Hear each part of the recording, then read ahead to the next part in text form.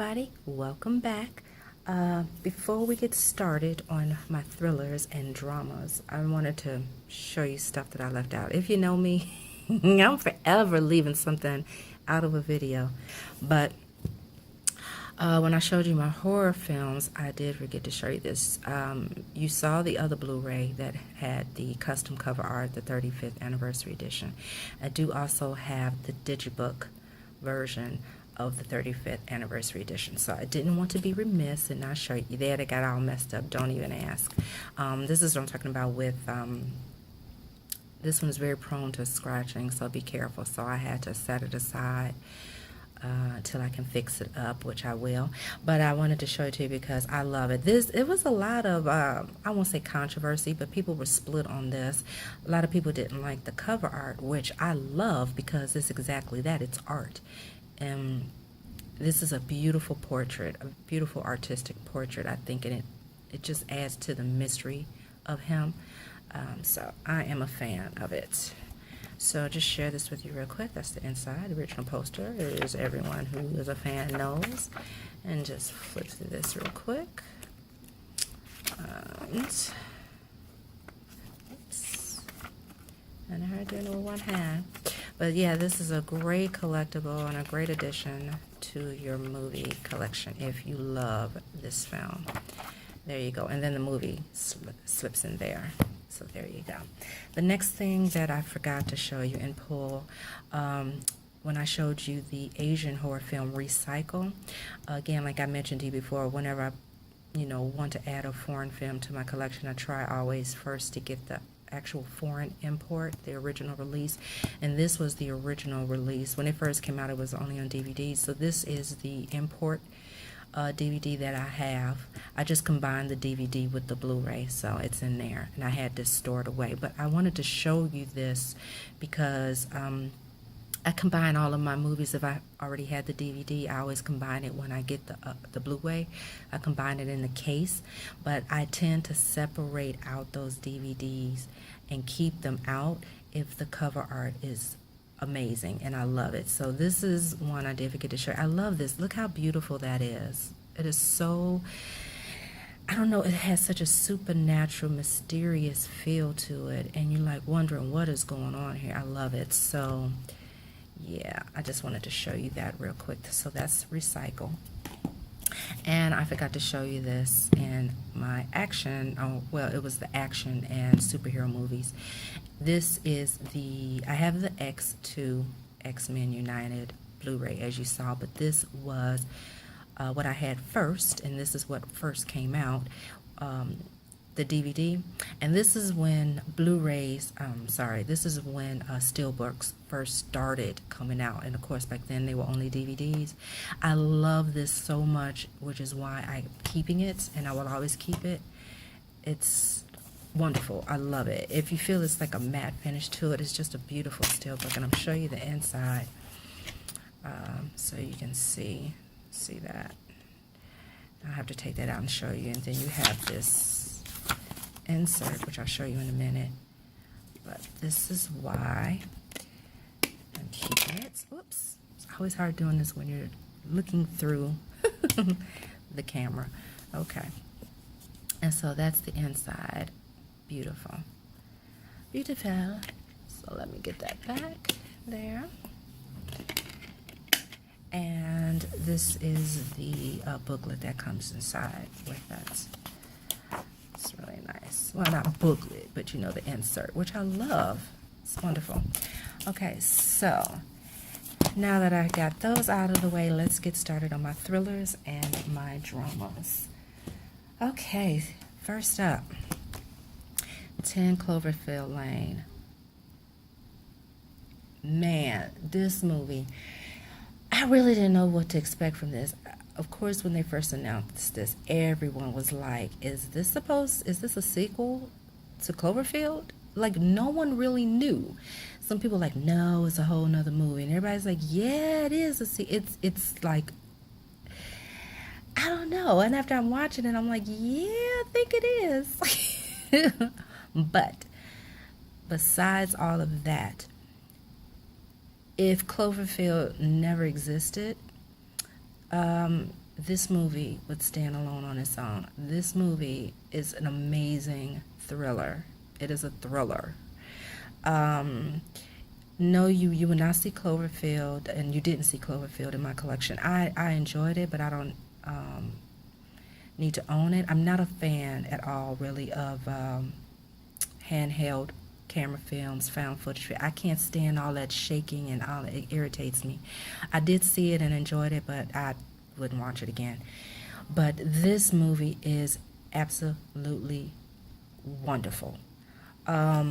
Man, we haven't had a thriller like this in a long time. And just like they say here, riveting and gripping and loaded with tension, that is an understatement. Highly recommend this film. The ending is kind of polarizing. You either love it or you hate it. I love the ending. And I'm that person that usually, most of the time, figures out the twists before it happens, can see things coming before they happen. I didn't expect what happened at the end to happen, and it was amazing because sometimes I get tired of always knowing. It was so nice to be surprised. I love this movie. That's all I have to say. Okay, next up, App Pupil. This is another riveting thriller. Not talked about very often. I can't recall ever seeing it in anybody's movie collections, and I've seen a lot of movie collection videos. A lot. I've never seen this in anyone's collection. This is out of print, which may also have something to do with it, but still, for movie collectors, when you want something, you get it. You find it, you know. This is based off of a novella by Stephen King called App Pupil. And, wow, where to begin with this? You know, the premise of it is, you know, I think of it as this, you know, that whole debate. Can people be born evil, or is evil a learned thing? You know what I mean? Is it innate or is it learned? And the premise of this is this teenage boy, who you see on the cover, he happens to find out that his neighbor is actually a Nazi criminal who's wanted still. And there you go. And as you can see, that's Ian McKellen. And the teenager at the time was played by Brad Renfro. Anyway, he finds out that his neighbor is a Nazi criminal who's wanted. And he basically goes to his house and blackmails him into telling him his whole story and his whole experience during World War II and his whole experience with running one of the camps. And it was like one of the major camps. And so he basically threatens him, you either tell me everything I want to know, or I'm going to turn you into the FBI. So he tells him his story. And what is so disturbing and chilling is that it doesn't happen all at once. And when you're watching the film and you're watching them, you slowly start to see them change. And I don't mean, well, I'm not going to give anything away. One of them changes and one of them exposes his true self. And it slowly comes to light the more and more they talk, and the more and more is revealed, and it just starts to escalate. It is the most amazing film. Again, people either love it or they hate it. I personally had not read Stephen King's novella. I think by the time this came out, I had stopped reading Stephen King. And so, you know, a lot of the people who read the novella said they liked the novella better, but since I have nothing to judge it on, based on, I'm just basing this on its own merit, and on its own, this is an amazing thriller. So if you can find it, I recommend it. Next up, one of my all-time favorite classics, The Bad Seed. I found out this is now on Blu-ray, so I will be attaining that. But I love this cover art. I love this whole thing on the DVD, so I'll be keeping it even when I get the Blu-ray. This is one of my all-time favorites. This movie has since been remade. I think it's been remade twice, like a direct remake, and since this movie's come out, it has been copied and emulated more times than that. We all know the movies of the bad kid, the evil kid. It all comes from this. This is the grandmama of the evil kid or the bad kid movies. My gosh, I don't care how many times I watch this movie. Now, as a heads up, this was adapted from the award-winning stage play, Broadway play. So at this time, the actors were more of stage actors. So when you see it, it has the feel of stage acting. You know, the way their mannerisms and the way they speak and the way they move is a little different. If you go to theater, which I do, there's a difference in how they act as opposed to people who are actors on film. So you kind of get that, which kind of adds to it. It gives it something, and it's hard to explain, but it kind of adds to the creep factor. I absolutely love this. What was her name? McCormick. Patty McCormick. My God, she was freaking fabulous as this sociopathic child. So yeah, definitely. This is one of my all-time favorites, and I highly recommend it. If you like classic Hollywood movies, which I do, big fan of it. So there you go. Next up, Breakdown. Love this movie. This is a very underrated film of Kurt Russell's. Not really talked about. I never ever hear anybody talk about it. And this is out of print as well. This has never been released on Blu-ray, and the DVD is out of print. I love this movie. The premise of this is Kurt Russell and his wife. Her name just left me right now. I like her too. Oh no, her name just left me. Strangely. Kathleen Quinlan. Kurt Russell and Kathleen Quinlan are husband and wife, and they are driving to a new city. He got a new job in a new city, and they are driving ahead of all of their stuff being, shipped to their new house.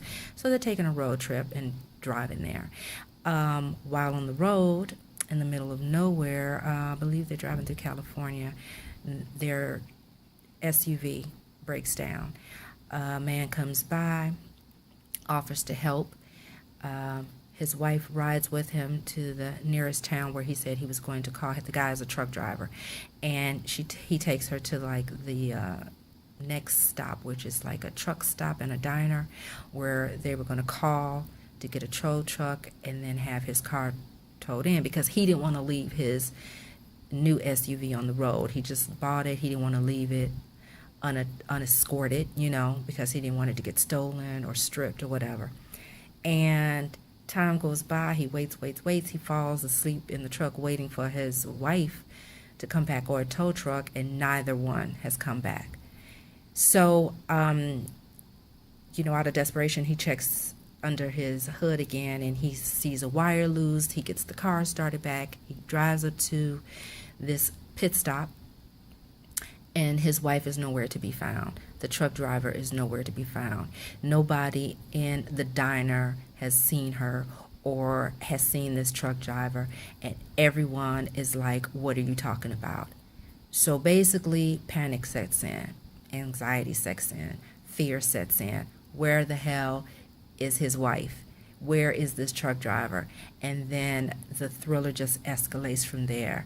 And you just start to feel like something's not right about this little town. Something is not right.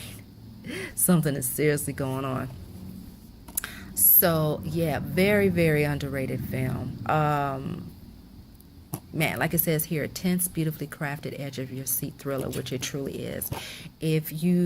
I can't even remember the last time I've even seen it on cable. This movie just does not get put out there. I don't even understand why. This is really one of Kurt Russell's best films. So if you can ever come across it or find it, I recommend it. Another one here is The Confession with Kiefer Sutherland and John Hurt. And this was originally a webisode series on YouTube when it came out. And it was like, it came out like one a week. And I can't remember how long it was for. And then, which I'm very happy about, they released it as a whole movie. They put, you know, it was probably filmed as a movie and then separated into parts, and it was put on YouTube. So this is the full film. And wow, I love this movie. The premise of this is Kiefer Sutherland plays an assassin, and one day he shows up in church in confession to speak with the priest, who is played by John Hurt. And while he's given his confession, the conversation they have is amazing.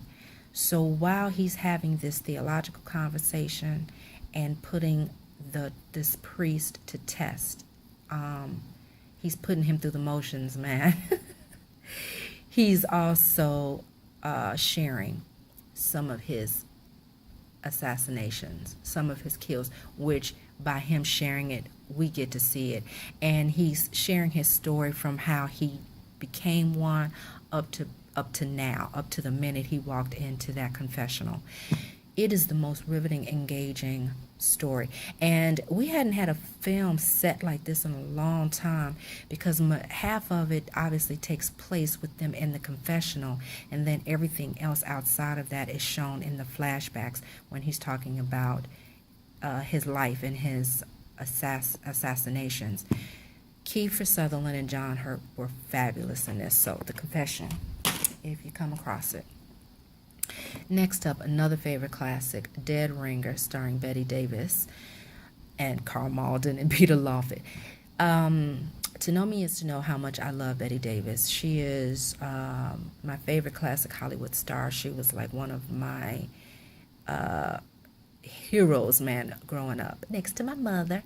But I loved her. She was just a strong woman, and she played strong characters. And this is one of my favorites. This is one of her older films, meaning as she was an older woman, one of her older films. A great thriller where she plays twins. I think this might be the second time or third time, if I remember off the top of my head, where she has played twins. The premise of this story is that she is estranged from her twin. They haven't spoken in years, haven't seen each other in years. And her twin's husband has passed away, so she comes to his funeral. You find out why they are estranged. The twin's husband who died was originally the other twin's boyfriend, her first love, who she was terribly in love with. They were getting ready to get married. I don't remember what happened, but basically the other twin stole him from her. Well, yeah, there you go. I have to say that's a good reason. So anyway, what happens, it's really not a spoiler because it was advertised with the film, you know, in the trailers. But the good twin, I like to call her the good twin, that she kills the other twin and takes over her life. The other twin is rich and all that, everything. So she's struggling with her nightclub, trying to make ends meet. So she kills her twin and takes over her life. But nothing is ever as simple as that.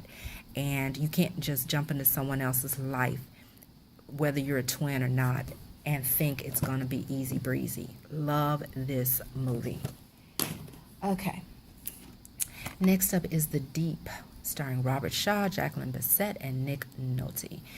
Not a big fan of Nick Nolte, but he's good in this. Another favorite 70s film. Again, you know, I love 70s movies. I have to tell you, too, before I get into the film, this is one of the most beautiful Blu-rays out there. It is up there with Jaws and The Thing and Alexander and some other ones just off the top of my head. When you see this movie, the colors, everything about it is crisp. The colors pop. You feel like you are there. And a lot of this takes place underwater, and they're in Bermuda. And when they are underwater and diving and everything, you feel like you are there. It is the most beautiful thing. I mean, I can't even, I know it may seem like I'm exaggerating, but I'm not. I remember when I bought it and I first put it in, my mouth dropped. This Blu-ray transfer is absolutely stunning. You just want to stay underwater. And even when they're on land, the vistas, the beaches, the skies, just the whole town that they're in where they're vacationing is beautiful. So, getting on to the story, if you're not familiar with it. The Deep is about a couple who goes on vacation, and the couple is played by Jacqueline Bisset and Nick Nolte. They are on vacation in Bermuda. While diving, they inadvertently come across a sunken ship, and they find treasure and things like that. They, upon researching it, they go to meet with Robert Shaw, who plays a treasure hunter and historian, and they're all working together to identify the treasure and its value. Meanwhile, a gang, well, I hate to say just a gang, but they're like they're equivalent to the mafia there. And it's a drug dealer, Haitian drug dealer, played by Louis Gossett Jr. Lord, I can't speak today. A Haitian drug dealer played by Louis Gossett, and he basically is trying to take it from him, because within that, I can't remember what it was, among the treasure, like a huge stash. Wait, I don't want to say what. No, I can say it because I think that was like advertised in the trailers. But a huge stash of morphine was also on that ship. Back then, morphine was used as painkillers and anesthesia and all of that. So they were also transporting it to their country. So the drug dealer is after the morphine. And man, it escalates into a cat and mouse game, into a deadline game, them trying to get the treasure before the Haitians get to it and destroy everything while they're trying to get the morphine. And among all that, they're trying not to get killed by the drug dealer. I love this movie. Okay, next up is Fallen, starring Denzel Washington. This is one of his early films. I really like this film. It was just very unique. It also stars John Goodman, who plays Denzel Washington's partner. Denzel Washington in the film plays a detective, and he's also a famous detective, a TV news detective. They follow his career, and he's like that detective that always gets that bad guy, that always gets that wanted killer or something like that. So his latest capture, who he had been after a long time, a well-known serial killer, gets put to death, and while he is being put to death, by his sentencing, he's reciting this chant and doing this ritual, and no one pays it to mind. They just think it's another part of his craziness. But meanwhile, he's doing some satanic ritual that allows him to transfer his soul after death. And so what happens, this guy becomes a jumper, and he can jump into anyone's body, and he does so and creates crimes while taunting Denzel Washington. And he's taunting him to find him and figure out, and meanwhile, he's not only haunting him and taunting him, but he's torturing him by threatening people he cares about. And it's so good. And, how do you chase after and find something that just jumps into anything at any time? And he jumps into other bodies by touch. So there you go. Next one, another brilliant thriller, in my opinion, Frailty. This is starring Bill Paxton and Matthew McConaughey, and this is also Bill Paxton's directorial debut. Yeah, again, I'm not editing these, so you all are just gonna have to take in all the mistakes. But yeah, this is a great premise, and they were so good in this. So the film starts off with the character played by Matthew McConaughey as an adult, and he goes into the police station to tell his story, and I'm not going to get into anything else about that. And then the movie jumps back to when he was a kid along with his brother, and he tells the story of his father, played by Bill Paxton. Great guy, a father raising his children on his own. I believe his wife died. A loving family. But then one day Bill Paxton comes home. They live in a small Texas community. I believe he's on a farm or a ranch. And one day he just comes home from working, and he's like, God spoke to me, and we have a job to do. And I can't remember what he went by. It's what they called him in the news. It was like I think it was called the Hand of God Killer. And so now he comes to him and he tells him, yeah, God spoke to me. He has chosen us as his hand of God to get rid of the sinners and the evil here on earth. And it doesn't happen like all the time. They go about their business. But when he gets a message from God with the name and location of the sinner, they have to go kill him. And he comes out one day and mysteriously an axe appears and gloves appear, as you see here, as his tools. Now, what is great about this story, is Bill Paxton crazy? Has this just been created in his mind? Or are they really getting messages from God? People still talk about it. And it kind of reminds me of that movie, Agnes of God. I don't own it, but I love that film. It's that same thing. People still are like, I don't know. But you'd have to watch it for yourself, and you see the ending puts it to task. But the twist with this is that one of the sons believes him, and the other son does not. So the other son is always trying to stop his father, and he also refuses to participate. He will not kill anybody. He will not help his father kill anybody. And so his father's like, if you're not going to be with us, you're against us and God. And it becomes this struggle between them. It is absolutely, and the kids in here, oftentimes we know kids can be annoying in movies, or they can be really bad actors. These two young boys who played his sons were amazing actors. I love that movie. Next up, Hard Candy. Man, I love this thriller. This one can be hard for guys, but I'm like, suck it up, all the stuff women get put through, in movies, I say suck it up. But this is a great one. This is a great early film of Ellen Page's, and it also stars Patrick Wilson. People will know him from a lot of movies, but you know him from the Insidious films, and most recently from the Conjuring films.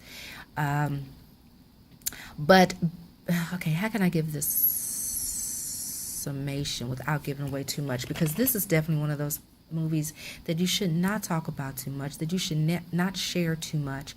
You should not research too much if you are interested in seeing this. But what I'll say is, okay, Ellen Page and Patrick Wilson have been communicating online. This is back in the day when they still had chat rooms, okay? So they're communicating online. She's underage. She's in high school, and she's underage. Their conversation over time becomes more and more increasingly inappropriate. And he should not be having these conversations with this young girl, much less seeing her. They decide to finally meet in person. They meet in person. He takes Ellen Page back to his apartment. And what happens after that, wow, it sends your mind reeling. You're on edge the whole time, wondering, yes or no, is he or isn't he? And I'll just say this one part. Should I say it? Yeah, I have to say it. Okay, the big question, the elephant in the room of this whole film, which is what fuels this film, is he a pedophile? Is he or is he not a pedophile? And Ellen Page's role in this, and I'm not going to say anything else because I don't want to ruin it. But yeah, their meeting is not what he expected it to be. And that's all I'm going to say. And there's a scene in this movie, man, every guy I know, man, just cringes. That's all I'm going to say. Next up, Misery. Come on, everybody knows Misery. This is also one of my favorite Stephen King novels. I remember when I first read it, when the novel first came out, and I could not put that book down. Could not put that book down. And I was so happy to see a lot of his movies that are adapted from his novels are not always great. Let's be honest. This one was truly an exception. And we were also introduced to Kathy Bates at that time. And if you had read the novel, you knew that was her. Kathy Bates was her. She literally pulled that character out of that book. The nuances, the mannerisms, the way she spoke, everything. And I will say, if you've seen this movie, I don't think it could be a spoiler if you haven't seen it. Okay, if you haven't seen Misery, close your ears for a second. The only difference, and literally this movie is just like the novel, except for one difference. The only difference in the movie from the novel is that in the movie, she hobbles his legs by hitting them. What do you call it? With a it's not a hammer. What do you call it? It will not come to me right now. It's on the tip of my tongue. Oh my goodness, it's on the tip of my tongue. You know the tool that she uses. Not a hammer, but it will not come to me right now. But she hobbles his legs, meaning she breaks his legs in the film. But in the movie, she chops his feet off with a hatchet. They both just as bad. I don't know. Because, in the book, just like in the movie, she didn't give him anesthesia. He wasn't knocked out. He was wide awake. And just like you saw her hobbling him, breaking his legs, just imagine your legs being chopped. And she couldn't do it right away, so she had to keep chopping. Oh, dear God. Reading that? Oh, my God. Great movie. Next up, wink, wink, into you know who. Here's Mothman Prophecies. And this movie, this is one that eventually, too. Another one that has to be eventually upgraded. But the transfer on this is really, really good, so I'm not in a rush. I've always loved this cover art. If you've seen the film, you'll get what this is. Very good film, very creepy film. And I have to tell you, that voice of Indrid sends chills through me. I don't care how many times I've seen it. It freaking creeps me the heck out. Next up, Nighthawks. I think to this day, I still think this is one of Sylvester Stallone's best films. I think this is such an underrated film, and it's not talked about. And I was so surprised when I heard, when I got the notice from Scream Factory that this was going to be out. I was so happy. I love this. It's a great thriller. Another one from the 70s. I love my movies from the 70s. So, yeah. And Sylvester Stallone plays a cop in New York City. His partner is played by Billy D. Williams, who also does an excellent job in this film. And they are chasing down a terrorist played by Rutger Hauer. And love this movie. So glad it got finally put on Blu-ray. Next up, Orphan. Love this movie. I love this movie. Man, the first time I saw it, I was like floored. It's really just a good movie. Period. From beginning to end. But man, when the twist is revealed, I have to tell you, it was another one of those moments. I was so happy to not see it coming. So happy. And what a hell of a reveal. This girl, she deserved to be nominated for an Academy Award. And almost everyone I've known who's ever seen this film has said that. She was so good in this film. You think it's just a basic premise of, a family adopts a new kid, and everything doesn't go as they expected. The father likes her. She has this daddy thing with him. The mother starts to increasingly not trust her, not like her. She's very leery of her. The son doesn't like her. He doesn't trust her. He thinks something is up with her. But their little daughter is just endeared by her, and she can't see the forest for the trees. She's a little girl. I think she was like 6 or 8 or something like that. So she's splitting the family apart, tearing the family apart. She is like the most manipulative, creepy child. Again, evil child thing. This is on a whole nother level. I highly recommend that movie. Next up, one of my other favorite Alfred Hitchcock films, Psycho. I know people probably were surprised not to see that in my horror movies, but you know what? I don't keep it in with my horror movies. Now, which is interesting how things change over time. When this came out, it was considered like a horror movie. But as time has gone by and horror has changed, it's more of a thriller. It's not so much a horror movie as it was when it came out. And I agree. It's a thriller to me, so I keep it in with my thrillers. This is another favorite steelbook of mine. It's simple but yet beautiful. And it just has that artistic look of the time when this film came out. And I'm going to show you something else. A lot of people love their interior art, which I do, but you know what? This is the first time. I am so happy with the way it is. You have this red, and this is one of the most beautiful Blu-ray cover arts I have seen it in a long time. It is beautiful. It's like almost that's all you need. This one time I don't care that there's no inside artwork. Okay, next up is Redeye. I love this movie. This is out of print. It still has not been released on Blu-ray, which is very strange. I love this, starring Rachel McAdams and Cillian Murphy. Love this movie. You really can't talk about this movie without giving it away. I don't even... Let me see what it says on the back. They probably give away too much. An overnight flight to Miami quickly becomes a battle for survival.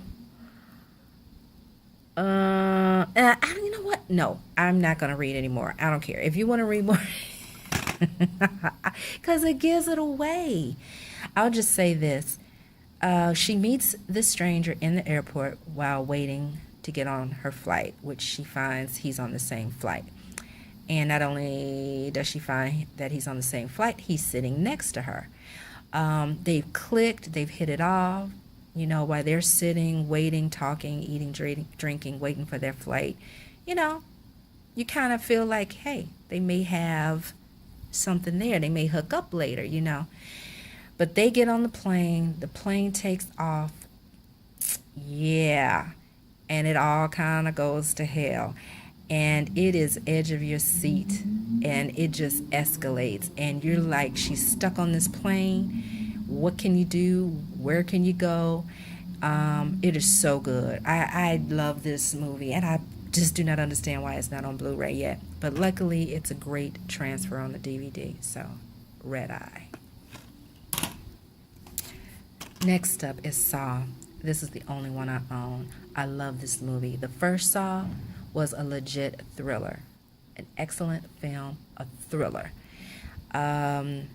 Yeah, it is my personal opinion. After this, it just started. And Saw 2 was good. Saw 2 was good. It still hadn't gotten to where the Saw films had gotten with all of that, which I like to call torture porn, all of the body horror and all of that and the grotesquerie. This is a serious thriller. And sometimes people forget that there really is no blood in here. It's just the whole premise of the film and the ambiance and what is happening to these characters, not knowing why it's happening to these characters, the sense of fear and desperation and anxiety and confusion and uncertainty. And then while all of this is happening, surrounding that is the the crime drama, the police drama around it, which is played by Danny Glover, who is a detective who has been searching for and investigating this serial killer. So all this is happening, and a lot of people forget Danny Glover is in this. My gosh, I love this film. I love the first Saw. It was so unique, so different, and like, I'll never forget it the very first time I saw it. Never. Amazing film. Next up, another film. Very rare, very underrated. You never hear people talk about it. To me, this is one of the best performances ever by Willem Dafoe. It stars Willem Dafoe and John Malkovich. The whole premise of it is unique and original, and it works. It works so well. If you are a fan of the film Nosferatu, you'll totally get it, and it'll even add more to the viewing of this film. And if you've never seen Nosferatu, you'd still enjoy it as a film, definitely. But if you are a fan of Nosferatu or you're familiar with it, man, it truly, watching this movie is mind-blowing. I am telling you. Now, I always used to say that Willem Dafoe was made to play this movie. It is scary. It is scary how much he looks like Max Schreck, who played the vampire or the vampire Nosferatu. But I came to find out that, was it the director or the writer? I think it was the writer. He said when he wrote this, he wrote it for Willem Dafoe. It's a good thing he was able to get him to play it, because he said that's all he could see. That's the only person he could see playing this character when he was writing the script for it. So the premise of this is John Malkovich. John Malkovich plays a director, a famous director, who is filming the movie Nosferatu. And it's also kind of like a fourth wall thing. You know, he's making the film Nosferatu.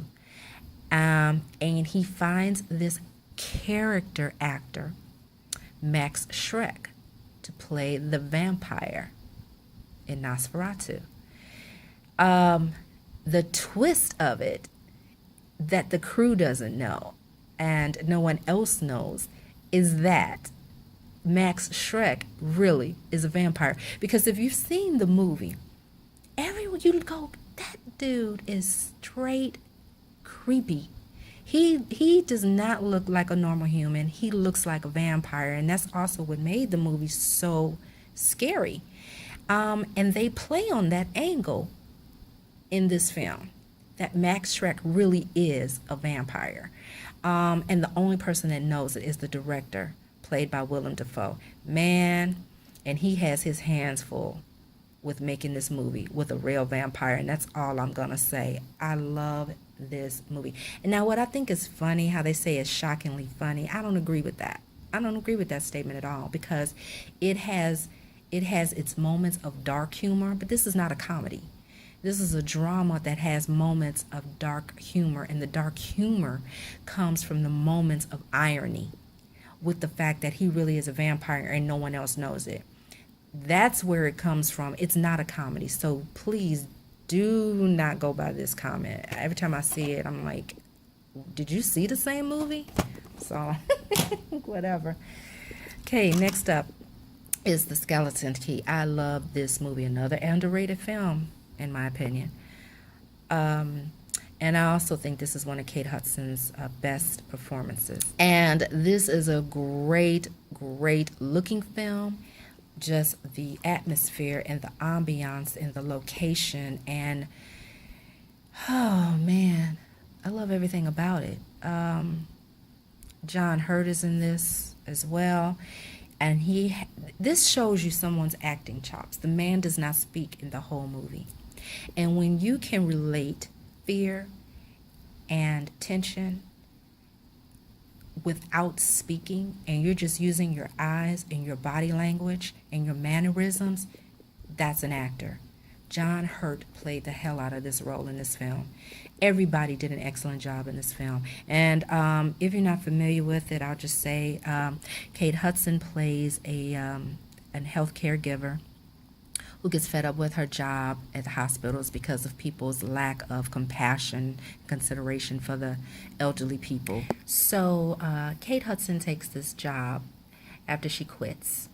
And she takes this job at a house with an elderly married couple. And the husband has had a stroke and he's wheelchair bound. And the wife, once Kate Hudson gets there, the house hasn't been really kept up well. It's a plantation. It's not just a house. They live on a plantation. And that look with the house having aged and not being kept up as well as it could because the place is so big, that also adds to the atmosphere and the creepy factor. And it also gives it a wonderful sense of time passing and age and history. I love it. The cinematography in this film is fabulous.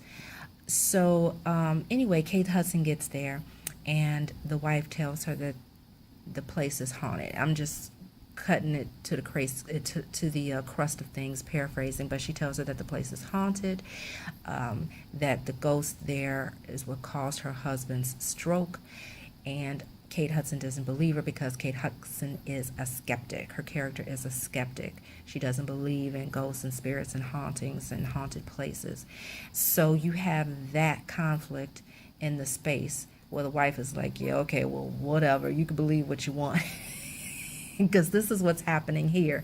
So meanwhile, the mystery just escalates, and Kate Hudson finds there's all the mirrors in the place are gone, are taken down. There are no mirrors anywhere. There's a large attic that is locked off, and don't know why, and don't know what's in there. And it's just also the way the wife acts. She acts so protective of the husband, but also very odd. It's something about her. You don't trust her, but you don't know why you don't trust her. So that's all I'm going to say. It is a great film. It has an amazing twist to it. So please don't look it up if you haven't seen it.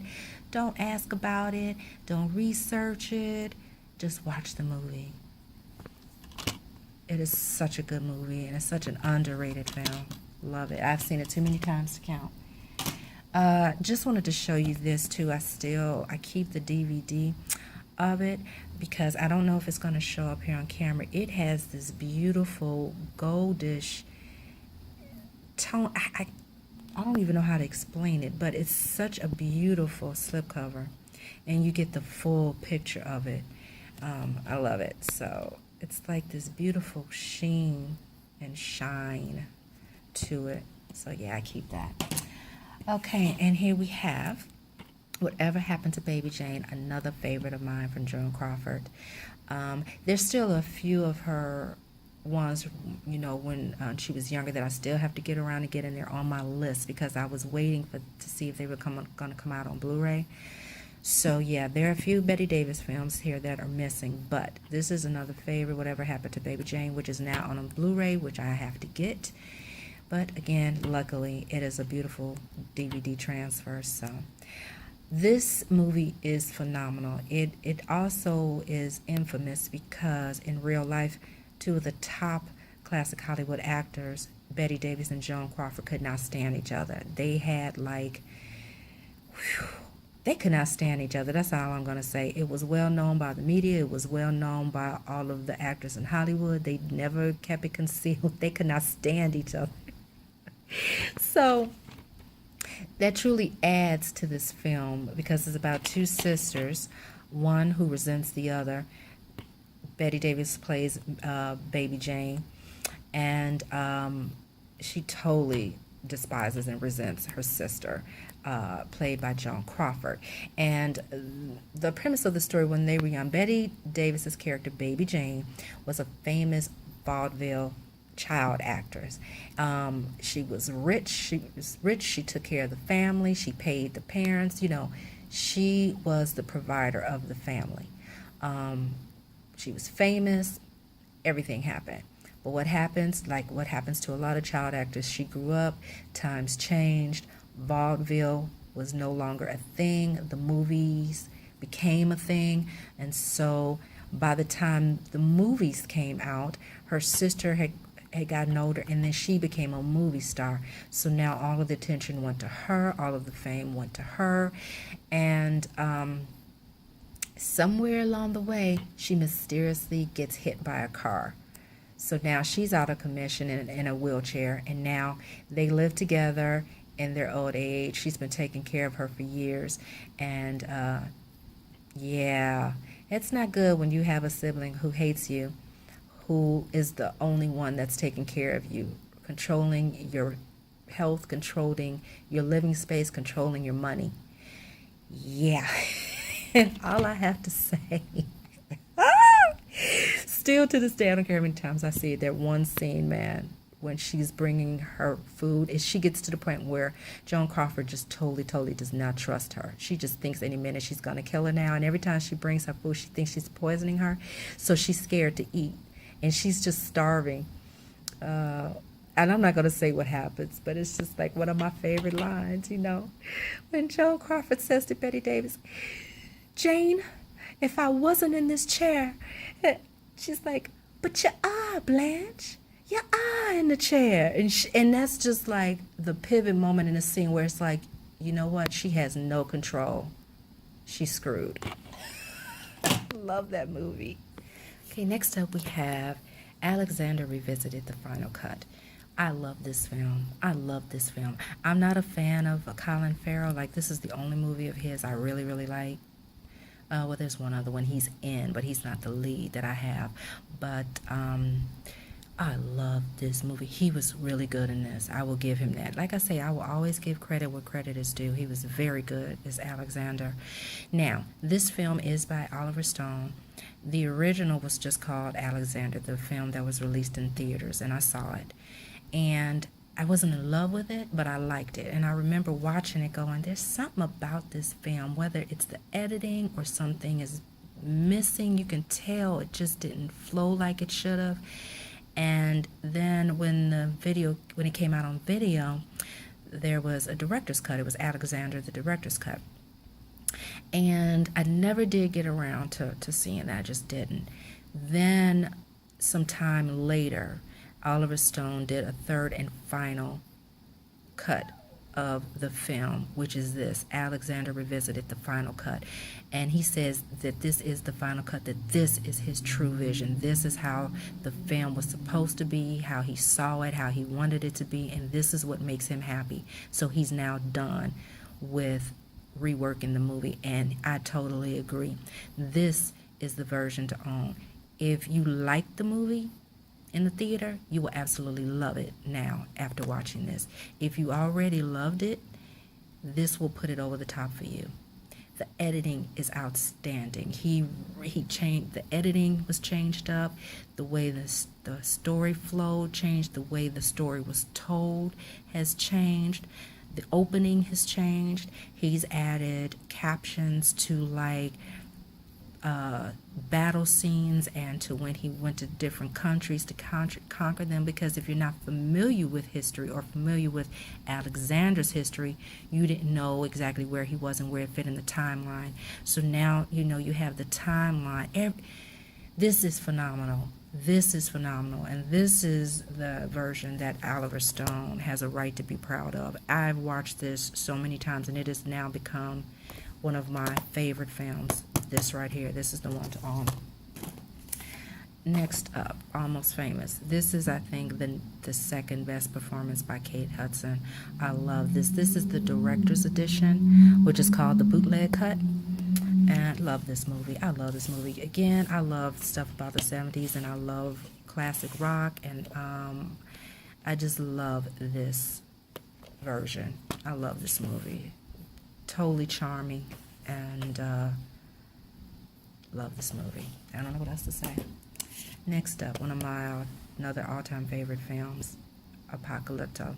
I love this film so much. Okay, and this is a film that is out of print.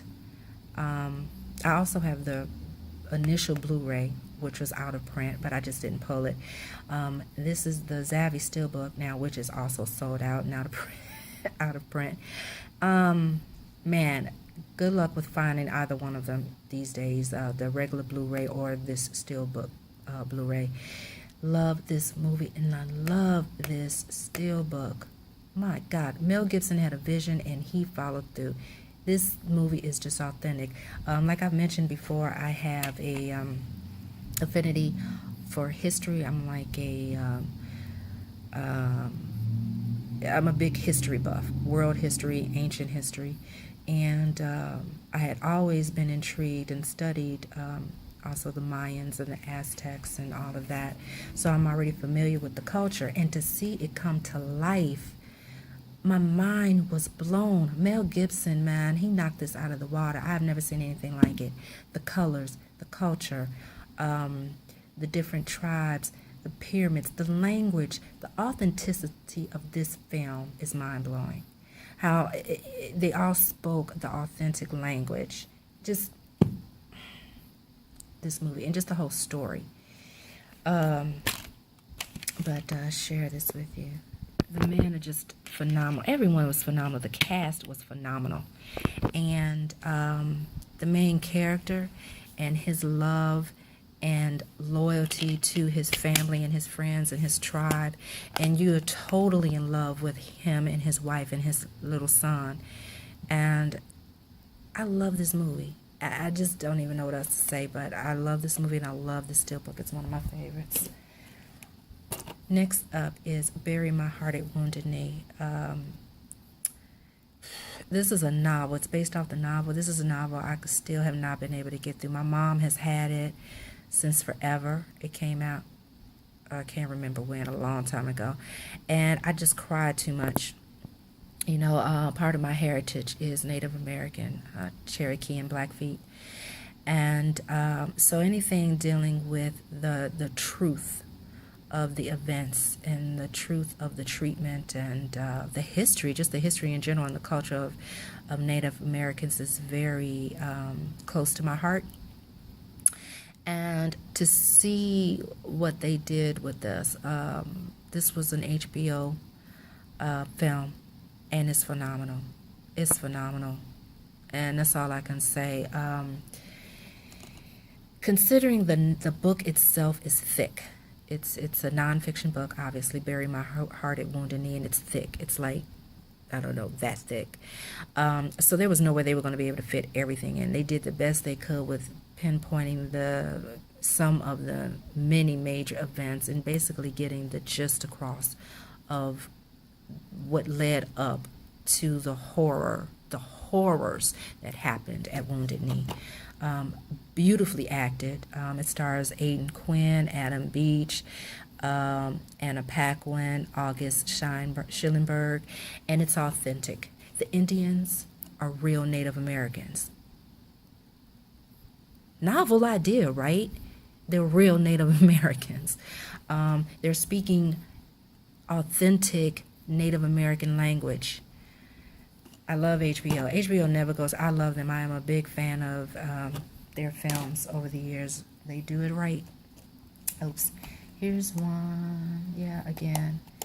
Forgot to take this out of the case. Yeah, I'm good for that. Okay. Next up. Creed. Who doesn't know Creed? This is now like, yeah, one of my favorite Rocky movies. Yeah, it's a Rocky movie. I'm calling it a Rocky movie. I love it. Both Michael B. Jordan and Sylvester Stallone were fabulous. Absolutely fabulous in this film. And I loved that the ending wasn't cliche. They didn't make it what everyone expected it to be. Beautifully acted film. Next up, Four Brothers. I like this movie. Not a super huge fan of Mark Wahlberg. I think I have 2 films of his. But obviously in this, he's in an ensemble cast. I really, really enjoy this film. And to find out that it is also a, it's not a remake per se. It's more of a re-envisioning or retelling of the John Wayne film.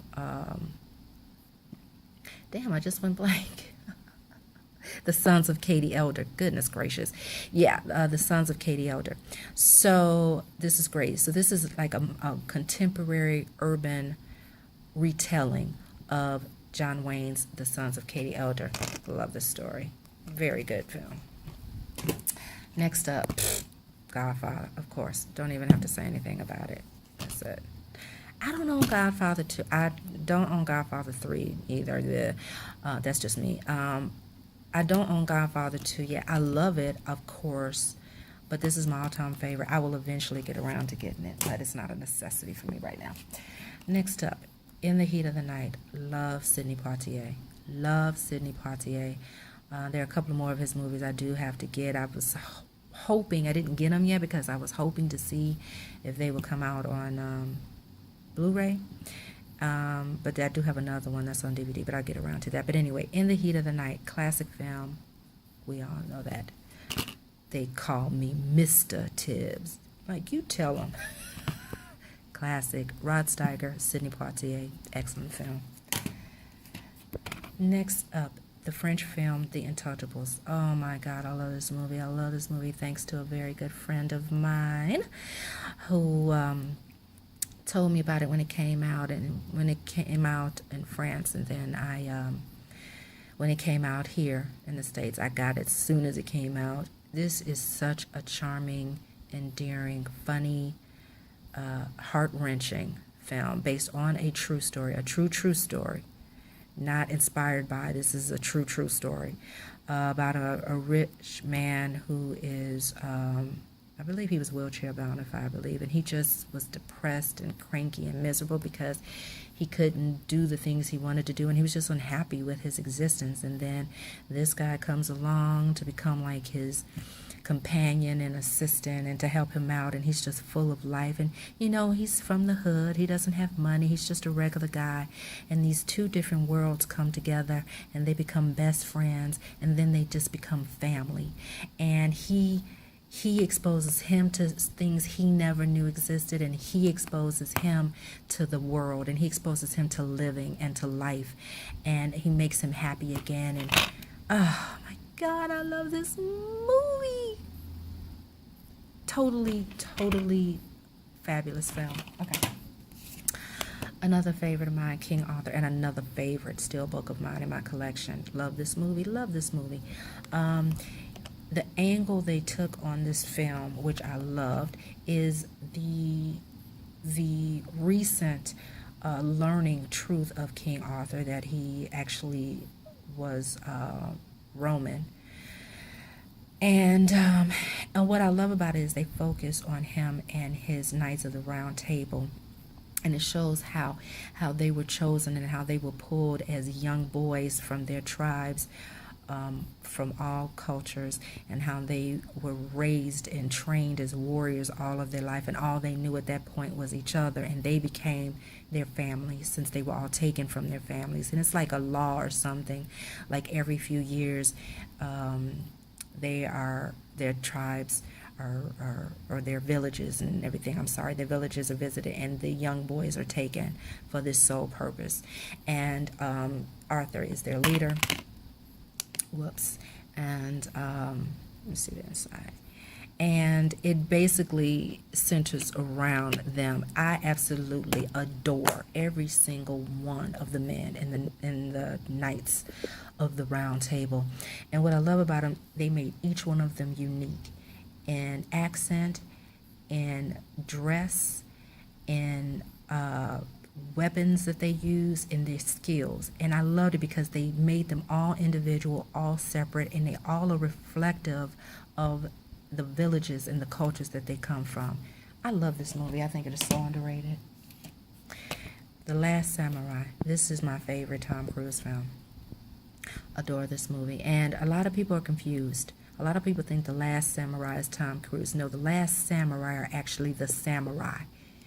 They are the last of their guild of samurai. The samurai are being phased out. Times are changing, and they are ending the reign of samurai. And that's what The Last Samurai is. It's not Tom Cruise, so let's be clear on that. So this is the inside. I love this movie. Next up, another one. Very underrated. Never hear anybody talk about it. I don't think I've ever even seen it in people's collections. And actually, this is one of my favorite Robin Williams films, to tell you the truth. Man of the Year. They want to say it's a comedy. You would think it is. It's not a comedy. It's a drama with comedy elements in it. This is really a drama. And it's about a guy who is just like a comedic host. He has his own show or something, who is very politically inclined, like Bill Maher. I never can get his last name right. Bill Maher, and a few other people who have like political type shows on TV. They're really, really deep into politics, but it's masked around comedy, and that's how his character is. But what happens, everything he says is so smart and so intelligent and makes so much sense that the public starts to demand and cheer and egg him on to run for president. And he does. And he wins. And the strange thing about it is there's a mystery around it, a thriller around it that involves faulty vote counting. And it also stars, and I love her, Laura Linney. She's the co-star, and you see her here.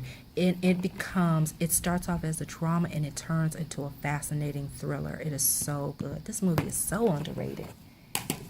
Okay, next up, another one I love, Not Without My Daughter. This movie is out of print. This movie is seriously out of print. Like, it's not on Blu-ray, and last I heard, my mother was looking for it. She loves this movie to death. I still can't even find it. Last time I saw it, though, it was like super high. Somebody wanted like $50-something for it. That's how rare it is. But this is based on a true story. Again, a true story about an American woman who's married to, I believe he was from Iran. But they live here in America. He's a doctor. And they've been married like 20 years at this point or something like that, or 10 years. And then suddenly his mother gets sick, and he's like, I have to go home. And he wants her and their daughter to go with him, but she doesn't want to go. She just doesn't want to be in that country for so many reasons, you know. But because it's her husband and his mother, she goes with them, and it was the worst mistake of her life. She gets there, and the husband, out of pressure from his family and his culture, change him into being the man he would be if he was there, as opposed to a man who was American. And now she is forced into this world of women being less than a second-class citizen, being ruled by men, being oppressed, being ordered, being retained in the house. And then the women there are still higher over her than anybody. She's like considered the lowest of the low because she just comes into the system. They treat her like crap. Her husband starts to abuse her and oppress her. It's horrible. So this is her story of trying to get her and her child out of that country and get back to America. Damn, this is good. I love this movie. I love this movie. Sally Fields was freaking astounding in this. And I'm already a fan of hers. I've always liked her, but she was phenomenal in this. Okay, here's the other Rocky one I own. Yes, I do not own Rocky. I like that movie a lot, yeah, but I don't know why. It's not something I can watch all the time. But I love this. I love this movie. I love it. I just love it. I don't know what else to say. Everybody knows it. Yes, that's the one with Dolph Lundgren. Next up, Sunset Boulevard. Ah, classic, man. Oh, my God. I love this. I'm ready for my close-up. What's to say about this movie? It's a classic movie. Even if you don't know it or haven't seen it, I'm sure you've heard about it. It's been retold. It's been mimicked. It's been parodied. I'll never forget Carol Burnett did a great parody of it on the Carol Burnett show a long time ago. But this is a serious, straight-up, man, drama thriller. Just the acting is phenomenal. Love this movie. Okay, and here we have Tut, the amazing series that was on Spike. It was a mini series. I can't remember how many parts it was. I think it was 4 parts or something like that. But this, I love the steelbook, all gold, embossed with the hieroglyphics on it. And you have it all on the back. And whoops, and all of the discs are coming out. But since they're out, I'll show you. There you go. And then you have this great inlet. And authentic. They were played by Egyptian or Middle Eastern actors. Very authentic, outstandingly beautiful. How they recreated ancient Egypt. I've been studying it all my life, and I was blown away. Beautiful. Okay, next up is All About Eve. Another favorite of mine by Bette Davis, with Ann Baxter and Celeste Holm and George Sanders. This is now in a collector's edition Blu-ray, which I will be getting. But totally love this film. Classic Bette Davis. And this is also the introduction to Marilyn Monroe. Marilyn Monroe makes a little appearance in the film, and it was her first time on screen. So, but man, I can't ever think of this movie without thinking about this one line she gives, and I'm paraphrasing right now because I can't think of the exact lead into what made her respond this way, but he says something to the effect of, her boyfriend says something to her in the effect about playing cat and mouse, and she goes, rat, maybe never mouse. Gotta love Bette Davis, man. Next up, Ben-Hur, classic. Yeah, I'm not a big fan of Charlton Heston, but Ben-Hur, yeah, classic. Next up is Dorothy Dandridge, starring Halle Berry. This was an amazing film. If I remember, this was an HBO film. Again, like I said, I love HBO's original films and miniseries and series. She was very good in this as Dorothy Dandridge. Very well done story, especially if you're familiar with Dorothy Dandridge, and I am. Next up, 8 Below. What a charming movie. And for someone who loves dogs and animals in general, but love dogs, this is such a great movie. Yeah. 8 Below. Absolutely charming. And this starred Paul Walker. Next up, man, classic Falling Down. This has become a very underrated and not very spoken of film. I truly think this is one of Michael Douglas's best films. How many times have we all just at some point in our lives have reached the limit for whatever reason, and we just feel like if one more freaking thing happens to us today, I'm gonna lose it. And you know, that's kind of what happened to him. He gets caught in a traffic jam and something hits him, and he's just like, I cannot deal with one more thing in my life right now, one more thing in my crappy life, and he gets set off. But what's so interesting is the irony of it is that everything that he says is true and makes sense. It's just he snaps, which isn't so good. The Josephine Baker story. Oh my goodness, this was fabulous. Again, I remember this was another HBO original film. Absolutely outstanding. Absolutely outstanding. Lynn Whitfield did an amazing job in this. Wonderful story. Here we have Lady Sings the Blues. Diana Ross's epic, phenomenal portrayal of Billie Holiday. Yeah, I eventually have to. I know this is on Blu-ray. I have to eventually get this on Blu-ray. What a just. It's a hard story, man. It's sad. It's heart-wrenching. It's romantic. It's brutal at times. Man, who knew Diana Ross had that in her, you know? Man, I think she got gypped for that award. Malcolm X, man, Denzel just kind of scares you in this movie because he looks so much like him, acts so much like him. His portrayal was absolutely phenomenal in this. Everybody who knows about it knows what I mean, and I don't know what else to say. Denzel, it's like he channeled him or something. It was amazing. Here's another really underrated film and not spoken about very much. Love the Lenticular. The Two Sides of Mr. Brooks. Man, Kevin Costner was amazing in this. If I recall, this is the first time that we ever saw him playing a bad guy. He plays a serial killer in this.